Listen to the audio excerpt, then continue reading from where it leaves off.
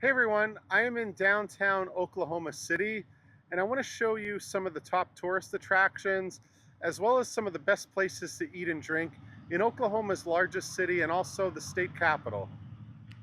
In this video, we'll be exploring the cultural and culinary highlights of Oklahoma City. We'll check out the historic Capitol building and join one of their art tours before we head to Bricktown to join a water taxi ride and then explore some of the state's amazing sports history from Jim Thorpe to Mickey Mantle and Johnny Bench. We'll also check out Oklahoma's oldest hotel and have dinner in their fine dining restaurant before checking out some of the food around Oklahoma City's Asian town from Lao cuisine and Vietnamese pho, and we'll even check out an Asian grocery store before we have some pizza, which you can't leave Oklahoma City without trying. So I look forward to having you on this journey through Oklahoma City, the 20th largest city in the United States. If you're flying into Oklahoma City, you'll fly into Will Rogers World Airport. I was able to get a direct flight here from LaGuardia with American Airlines, and the airport is only 15 minutes from downtown.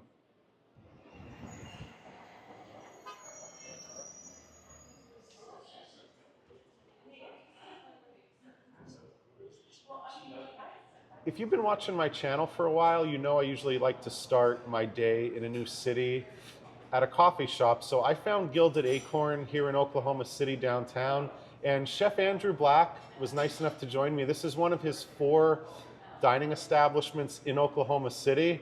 It's very nice to meet you. I appreciate your time. And what is a Gilded Acorn?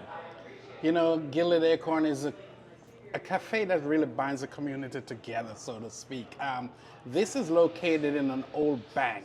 So it's a building that has a lot of rich history. And if anyone is watching this and remember the days when banks used to get robbed, this building was one of the only buildings, the First National, where the banks never got robbed. And so bankers used to hide their money almost like the acorn. And it's an Art Deco building, and when we went to Brandon and do the full research, we realized that it needed to be a gilded acorn on the corner because it's kind of how we would hide money. It's kind of how we kind of see the pastries, the dessert, to be a treasure, so to speak. And we landed on that name. Located right on the corner, just a great space. So you've been in Oklahoma City since 2006. What might surprise people? Like, this is my first visit in 15 years. I feel like there wasn't a skyline like this last time I visited. What do you think will surprise people about Oklahoma City in 2024? We're not just a flyover state anymore. Once you're not from here, you automatically think that we probably ride around with a shotgun on our pickup. Well, maybe, but there's a lot more to it, okay? I haven't seen a single shotgun. There's a lot more restaurants. There's a lot great neighborhood. I always said in Oklahoma City, no matter where you move from, there's a little of it in Oklahoma City if you search hard enough. But I tell you what will really surprise you, the people, because the people is what keep me here. We are a loving, cultural, really, when we said meet me somewhere, we mean it. When we shake your hand and said, hey, we're gonna do something, we mean it. It's still the place where business can be done on a handshake. We look out for each other. It's a welcome city. It's just, gosh, everything about Oklahoma is good. And we're one of the fastest growing city and best place to raise a family. Yeah, last statistic I read, this is the 20th largest city in the United States nowadays. Yes, and it's growing. We haven't lifted off yet. I came here 2006. There was never a skyline. Now we have plenty skyline, plenty buildings, plenty restaurant. All the major brands are moving in. Yeah. Okay, so you were nice enough to make some suggestions as to what I should Yes. try my first time at the Gilded Acorn. This is a chocolate This cake is mouse? a chocolate mouse, whatever you call it. It is a legendary. This thing has been around for over 15 years, okay? It's one of the staples that you come to Oklahoma City, you have to try it. You can only get it at Gilded Acorn or a La Baguette, and that's it. Handmade, crafted, loaded with chocolate, just the best. And of course you have the cruffin. Can't go wrong on the Cruffin. Just one of her signature thing. And macaroons are just, everyone knows it, but our macaroons, we'll put it up against any other one. They're just great stuff. I'm glad you mentioned that because I wrote a guide to best macarons in New York earlier in the year. I'll put a link in the notes. I'm going to try this one. I did not order myself. I did the potluck, or what do you call it, where they pick, your staff will pick 3. Right. So which one is this? Chocolate. Chocolate, okay. Yes.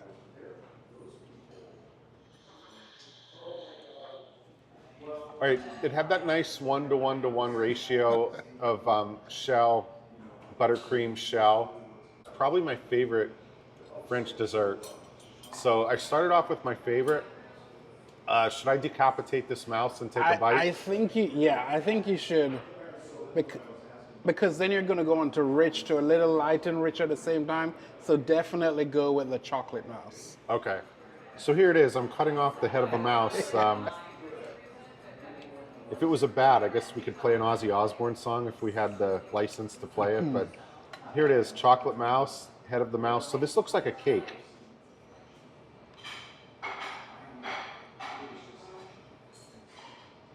All right, it's pretty dense, moist, rich. Something I would usually not eat at 9 o'clock in the morning, but I understand why. You said this is one of your top sellers? Yeah. Okay. All right, so you got a lot of sugar on the outside. It's pretty much stuffed. I wasn't expecting it to have so much cream in the middle. So this, you wanted me to try the raspberry. Yeah, it's one of my favorite.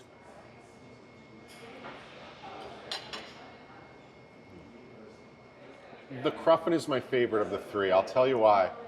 It kind of reminds me almost like of a red velvet cake. The frosting and the amount of it, I would say, makes this my favorite of the 3. Well, bear in mind also, the Cruffin is a cross between a croissant and kind of a cake. So what makes it a Cruffin? So that's why those textures and flavors and the filling and everything all pull together. I'm looking forward to the rest of my time in Oklahoma City. Thank you. Cheers. If you're interested in history and architecture, I highly recommend going on a bike ride with Ride OKC. So they do tours that revolve around the architecture, the local history. You'll also get to see some murals as well. And from the parking lot where the bike tour starts, you have what looks like maybe it used to be Oklahoma's tallest skyscraper. It's actually a firehouse, former firehouse. And then you got Devon Tower, which towers above the rest of the Oklahoma City skyline at 850 feet. It's the tallest building in the state of Oklahoma. I'm standing at the corner of Lee and Sheridan. This area is now known as Film Row. So back in the day, Paramount, Warner Brothers, and other movie studios used to have distribution centers. Nowadays, it's the nightlife area where you can get food late at night. Some of the bars are open pretty late, and it's an area to enjoy Oklahoma City after dark. From left to right, we have Charlie Christian, jazz musician, Joan Crawford, and probably the most famous musician I'm familiar with to come out of Oklahoma, Woody Guthrie. 2 things have really surprised me during my first visit to Oklahoma City in 15 years. Number 1 is just how amazing the food scene is compared to during the last visit. And number 2, the murals. You have this one right behind me, and it has the skyline as a backdrop. And then you also have some really cool street art under the bridges, like this one, which is in the Bricktown section of Oklahoma City. And here's the artist. This area, Automobile Alley, used to be lined with car dealerships. The buildings are still here, and many of them have been repurposed. So right here, we have a sports bar. We have a diner right here, which is in a former car dealership. It's now called Hatch. While Oklahoma City does have some amazing murals that will surprise anyone who hasn't been here in a while, my favorite public artwork is this one right here, Architectural DNA. So Architectural DNA is a hanging spiral staircase that's hanging right above the courtyard where I'm standing right now. This made it into Atlas Obscura, one of my favorite outlets. And if you take a closer look, it's hanging by 5 thin rods.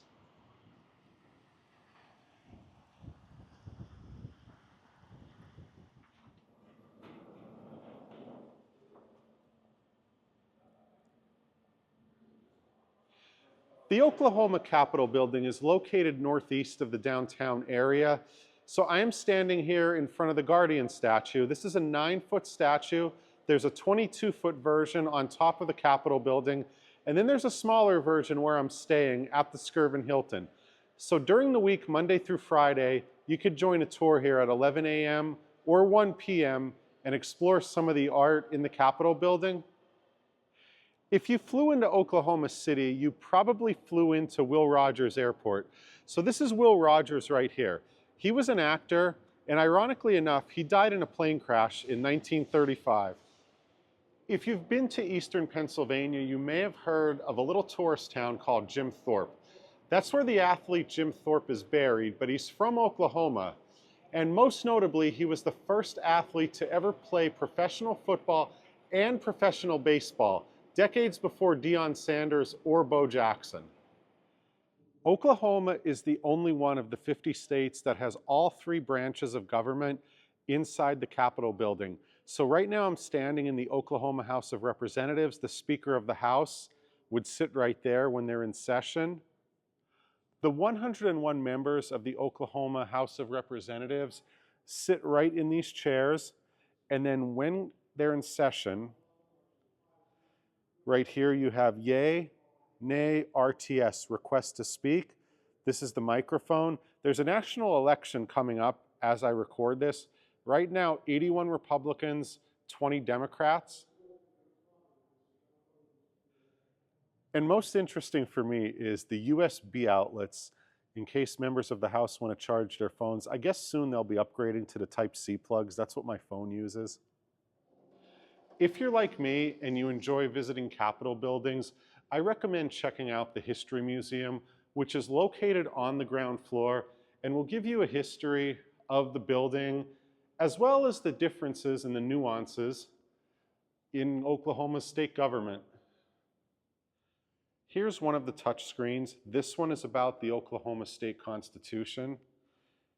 You can press a button, watch videos, and then learn a little bit about the articles. And you could also scan here to learn even more. If you're looking to have dinner near the Capitol, Florence's Restaurant is a perfect spot. Opened in 1952 by then 20-year-old Florence Jones Kemp. So while I'm here, I'm going to have the tilapia. This is a soul food restaurant, so expect some heavy sides. And also there are different specials depending on the day of the week. If you're looking for a Sunday brunch spot that's a little more upscale, consider Teller's downtown. It's in the National Hotel, as in First National Bank, and that's where I'm at right now. So check this out. The ceilings are very high, and then you can see, you kind of feel small in here, very ornate. Some of the teller booths from when it was a functioning bank are still intact. And I'm having this Roman classic right here, cacio e pepe, Roman dish, a lot of cheese, olive oil, butter. I could tell this is going to be heavy.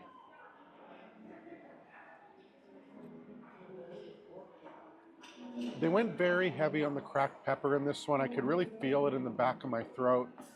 The focus here is on regional Italian food, and this is a classic Roman dish that you're starting to see on more and more menus, especially outside the major cities. If you're looking to visit a lot of tourist attractions within downtown, I recommend trying the Oklahoma City streetcar. For just $1, you can get a 1-hour pass, or for $3, you can get a 24-hour pass and hop on, hop off as much as you'd like. So here it is, $1 for 1 hour or $3 for 24 hours. My opinion, it's nice and clean, and it takes you through a lot of the areas you'd want to go to as a first-time visitor to Oklahoma City. On April 19th, 1995, an explosion happened at the then Alfred P. Murrah Federal Building here in downtown Oklahoma City. It's the largest act of domestic terrorism in American history. More than 160 people were killed. These chairs behind me represent those people, and more than a dozen of them were children. You can notice the smaller chairs, which represent the children. While the outdoor exhibit is free, you could get paid admission to the Oklahoma City National Memorial Museum right here, and it is part of NPS. Receive information regarding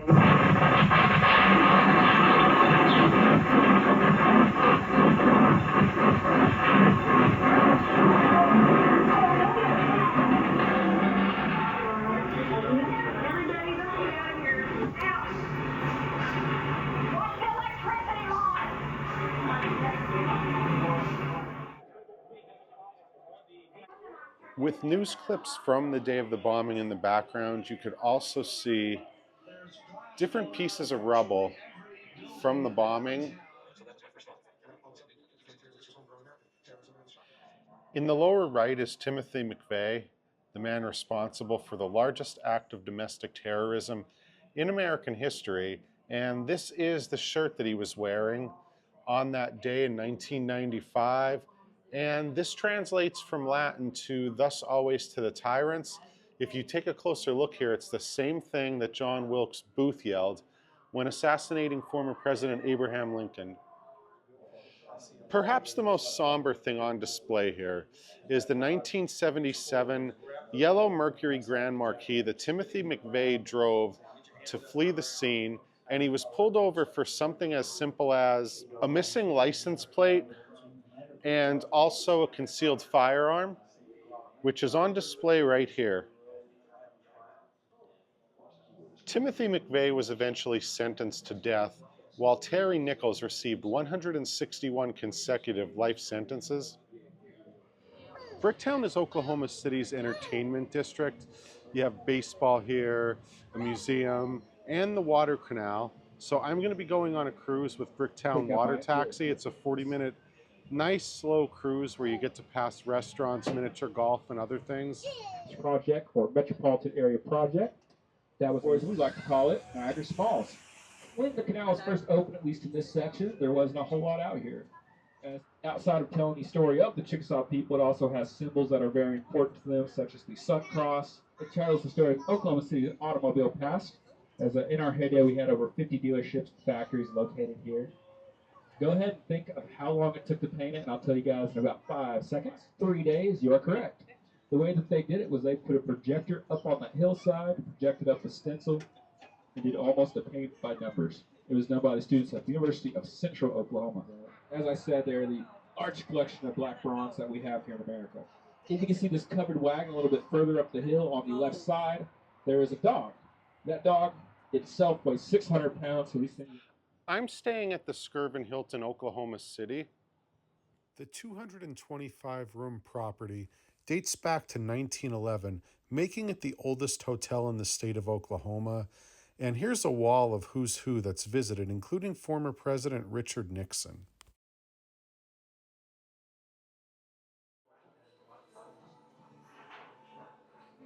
Pearl Mesta is the restaurant at the Skirvin Hilton, Oklahoma City.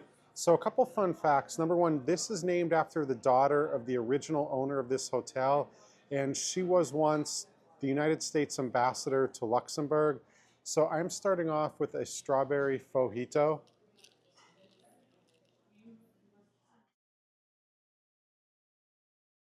I'm starting with the burrata salad, mainly because of the peaches. Kind of in the mood for that. And also they have little toasted chips on there. I'm starting with the burrata salad, mainly because of the grilled peaches, something I haven't had in a long time. In addition to the peaches, it's also served in a very light, refreshing peach vinaigrette. The coconut milk scallop ceviche comes with these little plantains. These are the scallops. I mainly ordered this because of the coconut milk.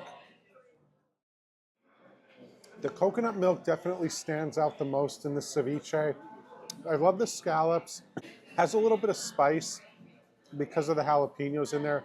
And I love how the crispy chips were served in a little paper wrapper, kind of like Belgian frites. It added some crunch to the dish, which I really appreciated.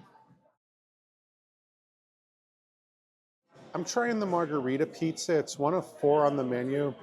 Crust is paper thin, and this is probably the most interesting plate I've ever seen for pizza. It looks like there's a little bit of oil brushed on the outside of the crust. Speaking of the crust, a little firmer on the outside than I expected. For my entree, I was going back and forth between the duck and the sea bass, and I ended up getting the sea bass. The citrus beurre blanc is what it's on top of, and then check this out. This is black rice, which I've only eaten a couple times.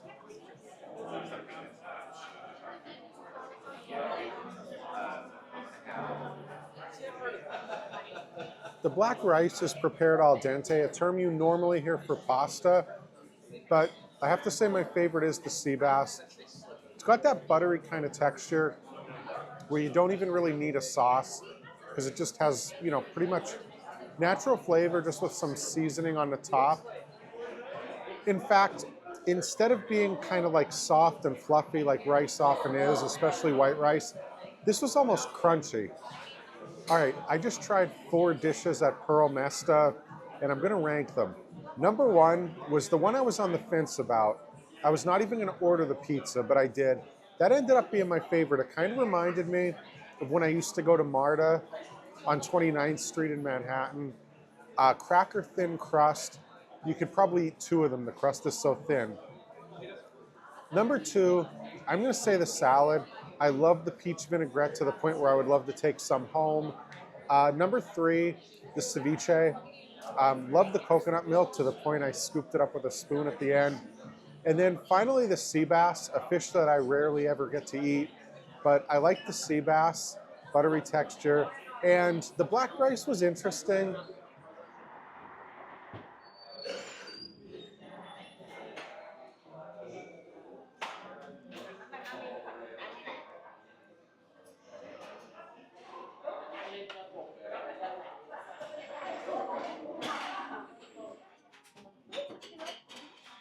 Pho Lien Hoa is one of the many Vietnamese restaurants that's north of the downtown area. We're in the Paseo district, which is next to Asian Town.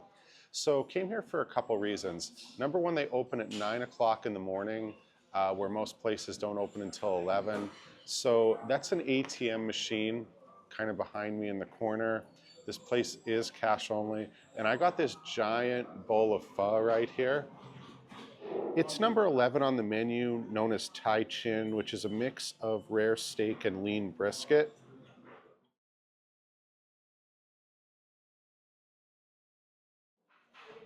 Okay, the noodles are cut at least in half, so you could use the chopsticks or the spoon if you want.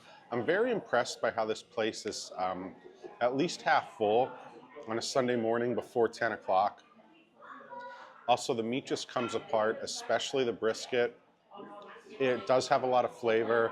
So this is a good place to start your day if you're not into traditional American breakfast. That's what's left. Classen Boulevard is the main street that runs through Oklahoma City's Asian Town. So behind me is Military Park, and you can see the American and South Vietnamese flags flying side by side there.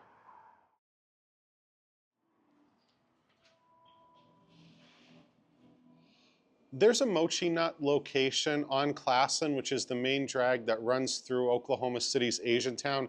So I am having a maple mummy. You might be guessing what time of year I'm here. Mine has eyes, and just check out some of the other decorations here. You sit on lips, and then check that out. Over here, I love you so mochi. If you've never had a mochi donut, it's much chewier than a regular donut. And the reason I chose this one is because I want to eat the edible eyeball. And there's another donut shop a block away, which has regular donuts and mochi donuts. And although the sign doesn't say it, they also have banh mi in here. If you really want to get to know a neighborhood well, you have to shop in a couple of its supermarkets. So right now, I am in the Chinatown supermarket looking around. So here you have sweet papaya, but next to it you have individually wrapped, which is rare, green papaya, which is one of my favorites. I use this to make my papaya salad every evening when I'm not traveling. And when I get tired of green papaya, I mix it up and I use green mango. And to the right, that's kohlrabi. And banana flower, that's something I first tried in a salad in Cambodia. And then after mango itself, my favorite sweet fruit is definitely mangosteen. Leave a comment, have you tried mangosteen? Another one of my favorites is dragon fruit, so much so that I even have a dragon fruit necklace. And I think they stumped me here because I actually don't know what this fruit is, and it's not labeled. And I know this one, it's jackfruit. And getting this meat out is extremely labor intensive. And fresh durian is $12.99 a pound here. It's not even cracked open, but I can still smell it. It's interesting how they have it right near the entrance. A lot of times normally it would be back, more so with the rest of the fruit. And this is my first time seeing this mango and peach ice cream in stores. It's really getting popular in the United States. The National Cowboy and Western Heritage Museum is home to more than 28,000 works of art. It's like a hybrid fine art museum and history museum. The Prosperity Junction exhibit is a recreation of an old Western town. So behind me you have a mercantile store. There's also a stable in the background. This kind of reminds me of the old Wild Wild West casino at Bally's in Atlantic City. Later trails took it to railheads further north.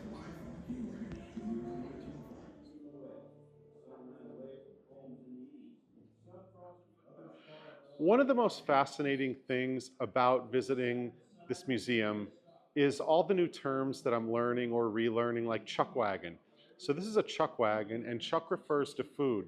So when the cowboys were taking their cattle to ranch, they would have one of these wagons following along, and the food would be made by this gentleman here, and then they would just continue along until they reached a destination where they would sell their cattle. I never realized that there were so many different kinds of barbed wire. So this room has dozens of different options. So let's see what warning device and fence stay looks like. Here we go. And it's not just one kind. Within this, you have all these different kinds: folded strip, zigzag, undulating, folded sawtooth, etc. The National Cowboy and Western Heritage Museum also has a little John Wayne exhibit. So he was a movie star, lived up until 1979, the year I was born, and I learned something new here, that was not his real name. So this is a little timeline of Marion Morrison. So leave a comment, what name sounds better for a gunslinging Western movie star? Marion Morrison or John Wayne?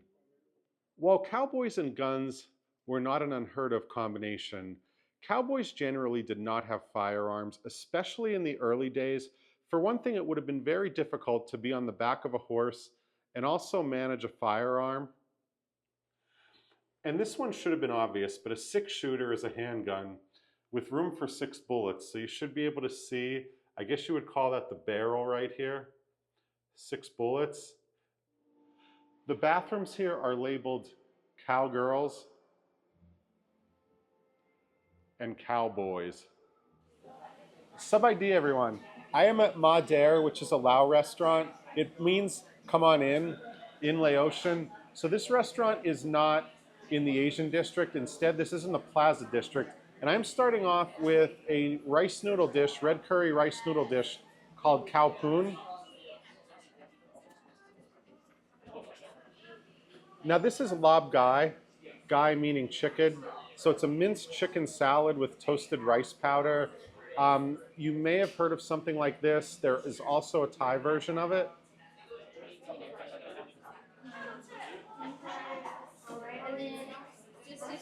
I only know about 2 terms in Lao.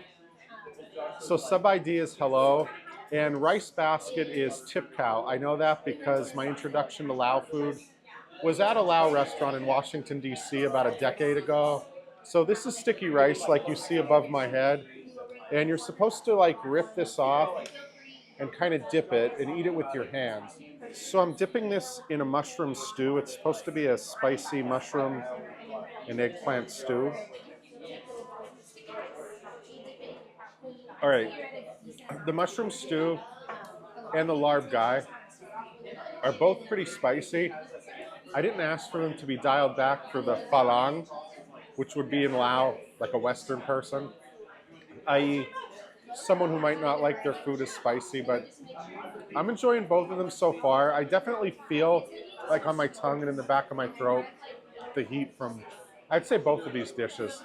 The steamy fish dish is mokpa. So this is like a coconut curry fish, in this case catfish. It looks like there's a lot of dill on the top of it. If you've had a muk, Cambodian, it's kind of the Laotian version of that. This is like one of the items to get if you're new to Lao food. So this version is served with glass noodles. I don't think I've ever had it this way. All right, the mokpa is a little spicier than I remember. I would say it's the spiciest thing I've tried on the menu so far. But it's very, smooth. It's made with coconut milk. I highly recommend trying it if you like fish. Sometimes it's served in banana leaf as well. All right, out of everything I've tried here, I'm going to say the lob gai was my favorite. That's the minced chicken. And the mushroom stew, I've only maybe had it once, but that's probably my second favorite here. Oklahoma as a state is more known for country western music than any other musical genre. So Toby Keith is from here, Garth Brooks, Woody Guthrie, several others that I probably can't think of right now. And if you're interested in banjos, this is probably the quirkiest, most specific museum I've seen during my time in Oklahoma City, the Banjo Museum. And there's a Banjo Hall of Fame here. Unfortunately, I don't recognize any of the inductees. Leave a comment. Do you recognize Kurt Abel or Akira Sumura? So this museum has hundreds of banjos that date all the way back to the 1800s. And the museum has also reminded me that Steve Martin is a banjo player, not just a comedian. I knew Gibson made guitars. I didn't know they also made banjos. This one is from 1928. There's a town in eastern Pennsylvania named after Jim Thorpe, but Jim Thorpe was from Oklahoma. There's a Jim Thorpe Museum here at the Oklahoma Sports Hall of Fame. Mickey Mantle is the most iconic baseball player to ever come out of Oklahoma. There's a statue of him in front of Chickasaw Bricktown Ballpark, and this is where the highest minor league affiliate of the Los Angeles Dodgers play.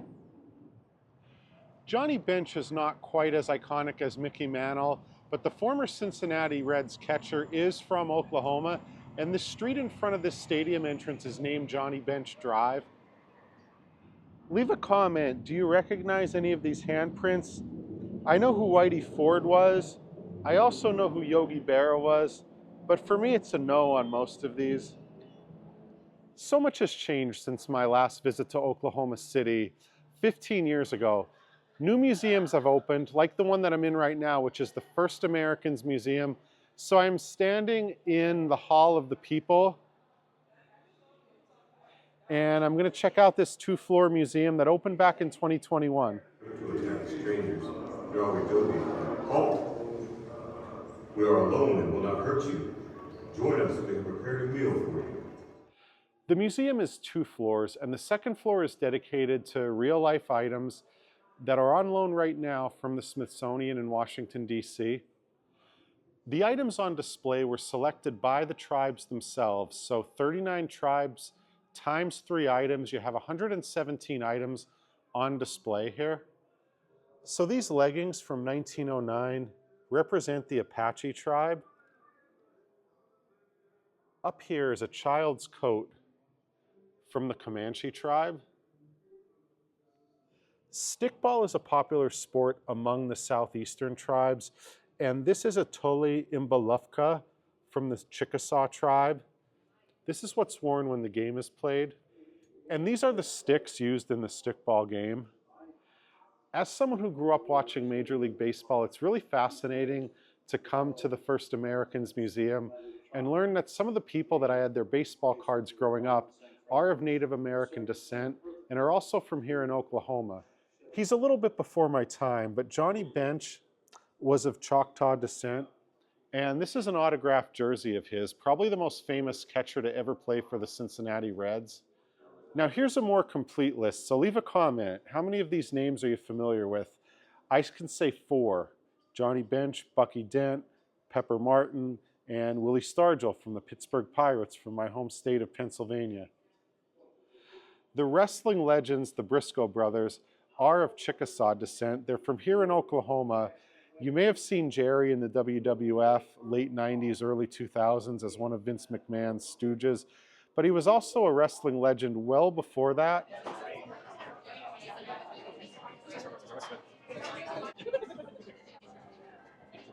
I asked around, what's the one dedicated pizza spot that I have to try when I'm in Oklahoma City? And the most common response was Hall's Pizza Kitchen.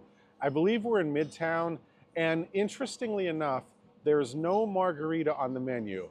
After ordering the Blanco, the white pie, I found out there is a margarita on the menu. It's kind of a holdover from the previous menu. They called it the secret menu, but I am first gonna try the Blanco. So check this out. The crust looks a little thicker, especially on the outside, but fresh mozzarella, Parmigiano Reggiano, a little bit of Calabrian olive oil, and garlic and smoked sea salt.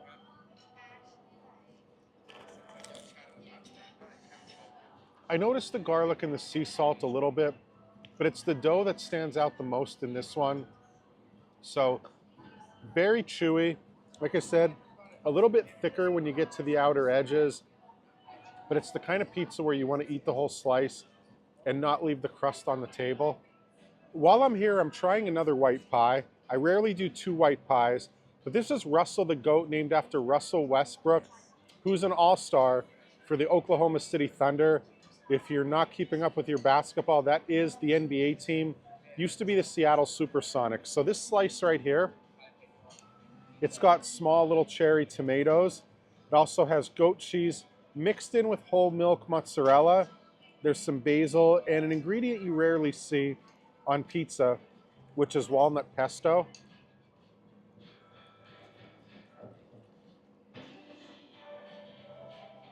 All right, this one is tastier than the Blanco.